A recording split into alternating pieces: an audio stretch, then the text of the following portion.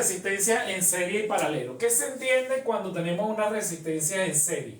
Por ejemplo, si yo tengo resistencia, vamos a decir que esta es una R1, una R2 y una R3 que están conectadas a una fuente, ¿verdad? Pueden ser dos resistencias, pueden ser tres, pueden ser 4 n cantidad de resistencia.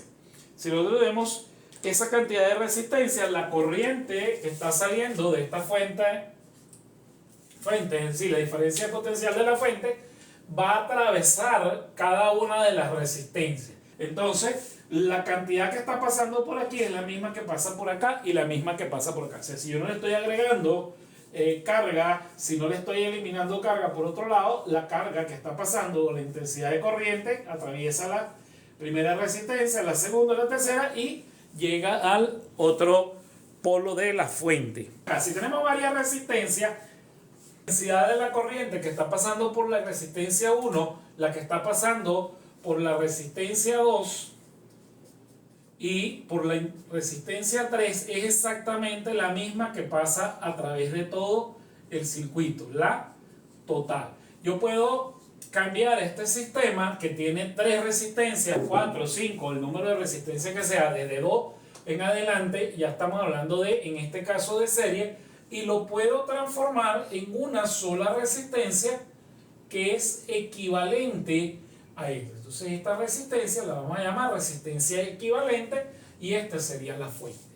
Luego, la caída de tensión que hay entre los bordes de la batería, la corriente cuando pasa tiene una caída de tensión en la primera resistencia, luego una en la segunda, sigue cayendo, luego cae otro poquito más y luego es levantada por la fuente. Es decir, que V total va a ser igual a V1 más V2 más V3. Es decir, la caída de potencial en cada una de las resistencias sumada me va a dar la caída de toda esta parte que está aquí, que es la de la suma de las tres. Si aplicamos la ley de Ohm, sabemos que voltaje es igual a I por R. Entonces yo voy a decir que I, la intensidad total, o la intensidad que es la misma, yo simplemente la llamo I, puesto la 1, la 2, la 3 y la total son la misma, multiplicado por la resistencia equivalente va a ser igual a I multiplicado por la resistencia 1 más I multiplicado por la resistencia 2 más I multiplicado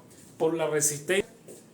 Tenemos nosotros que yo puedo sacar factor común I del lado izquierdo por la resistencia equivalente va a ser igual a I, fíjense que tengo la misma I en las tres, que estaría multiplicado por R1 más R2 más R3. De esta manera, esta intensidad de corriente con esta, yo la puedo pasar una dividiendo a la otra y se cancela. Luego la resistencia equivalente va a ser igual a la resistencia 1 más la resistencia 2 más la resistencia 3 cuando estamos en una conexión en serie. Aquí estamos hablando de serie, cuando estamos hablando de conexiones en serie. Y esto yo lo puedo alargar diciendo que es igual a la sumatoria desde I igual 1 hasta N de las distintas resistencias, de las resistencias individuales de cada una de ellas. Donde N puede ser 2 resistencias, 3 resistencias, 4 resistencias. Esta es una notación muy poderosa porque me permite utilizarla para tantas resistencias como nosotros tengamos.